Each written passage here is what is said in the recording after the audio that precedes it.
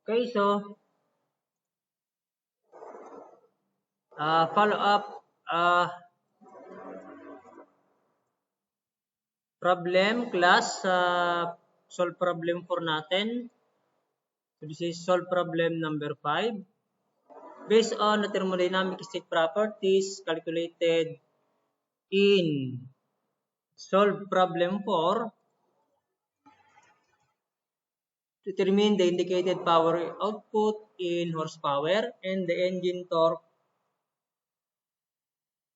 when the engine is operating at a speed of 8,500 RPM.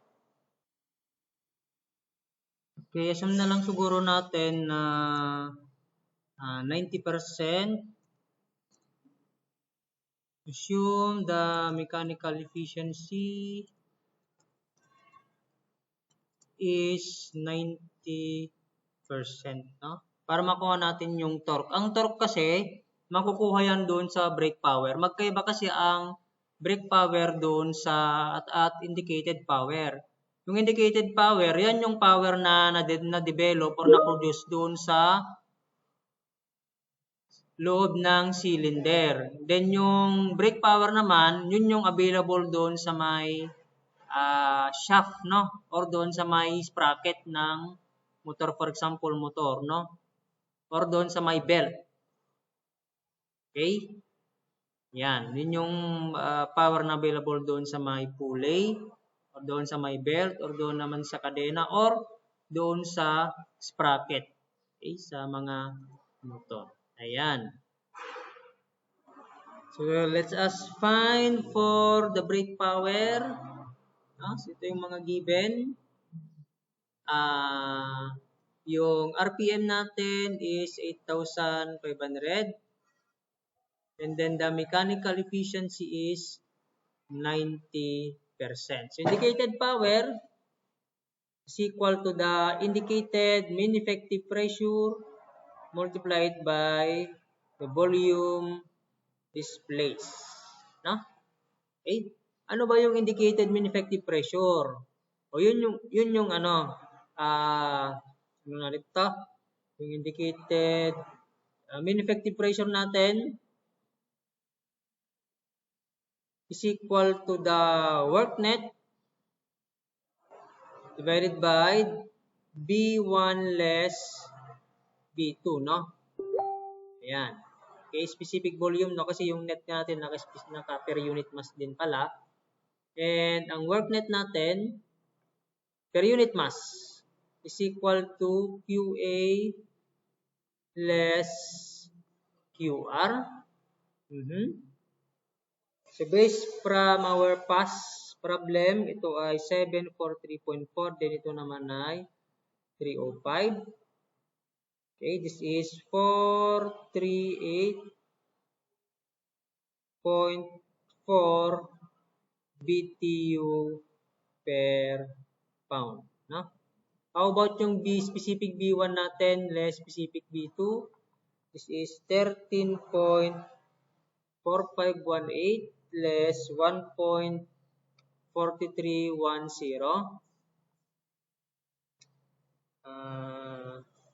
12.0208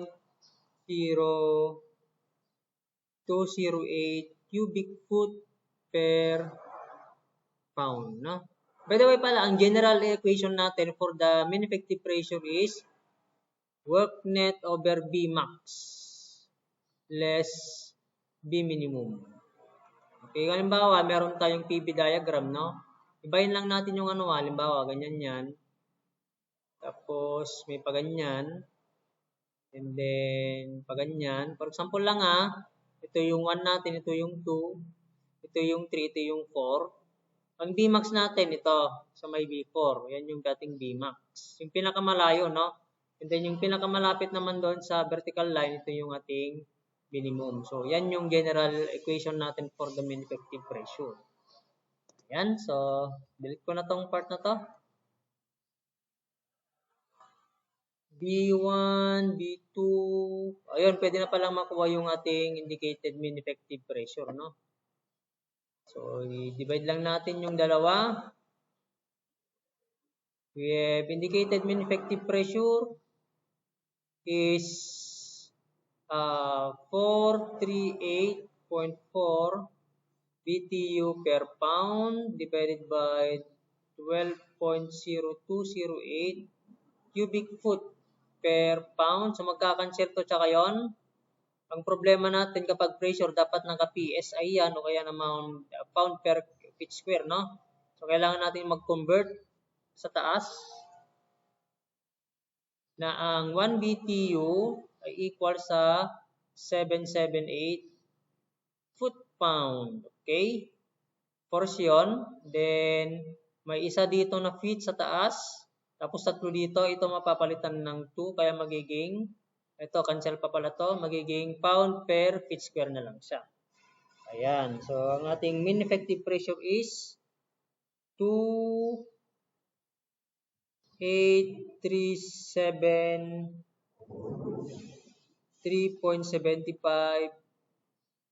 pound per feet square. No? Although hindi naman ito hinahanap, kung i-convert natin yan into PSI, i-divide lang natin ito ng 144, magiging 197.04 PSI. Yung 144 na yon, conversion ng, ano yon, ang 1 feet square is equal to 144 inch square. Yan. So, yan yung ating mean effective pressure.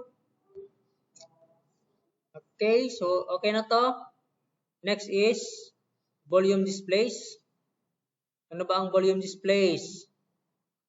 Ang volume displaced natin, that is equal to, take note of the hello, na kanya nun, yung hello, bilog sa, bilog dito. Ibig sabihin yan, flow. So, ibig sabihin kapag flow, mayroong, yung sagot natin, may tawag dito, per unit time, no? Per second, per minute, or basta per unit time. So, volume displaced is equal to pi over 4, diameter, stroke, pi over 4 d square L, RPM, C, and then K. So, this is pi over 4 and then 2 over 12 para maging feet, no? Kasi ang 1 feet is equal to 12 inch square and then 2.17 over 12. Ang RPM natin is 8,500 per minute. And then, number of cylinder, 1. And then, stroke, this is a 4-stroke, no? Kasi wala namang 2-stroke na ngayon, no? Mga bagong motor ngayon. So, address yan, 4-stroke yan. So, ang K natin is 1/4, 2-stroke. So, feet ito magiging feet. So, cubic foot per minute, no? So, this is 16.77 cubic foot per minute. Ayan. So, pwede na natin solve ngayon yung indicated power. Okay? Mean effective pressure, 28,373.75 pound per feet square.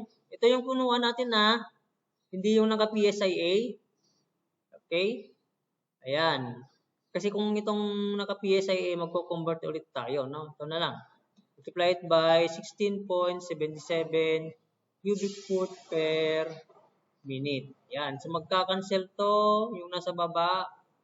And then, ito, matatanggal na yan.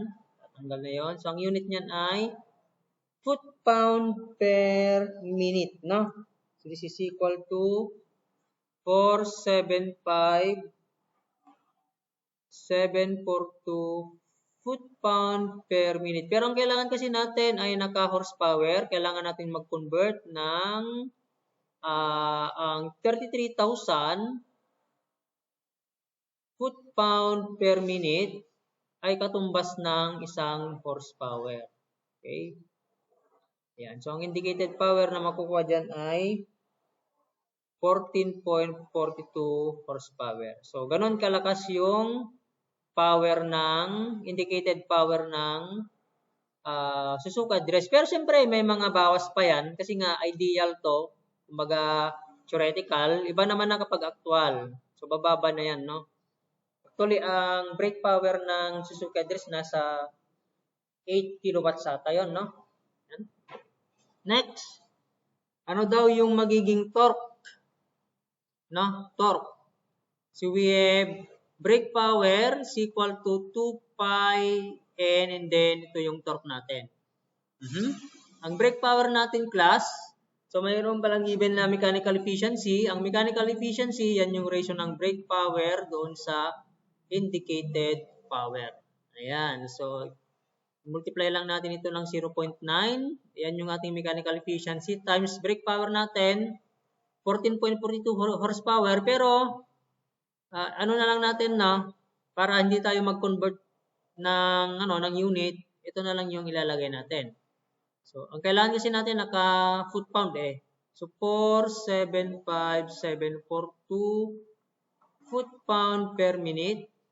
And then, is equal to 2 pi. Ang N natin, 8,500 per minute. And then, ito yung torque. Kaya makakancel to. Makakancel yan. Ang maiiwan na lang ay si foot-pound. So, ang torque doon ay equal to 8.02 foot-pound. Ayan. Okay. So, that's all for auto cycle. Thank you for watching.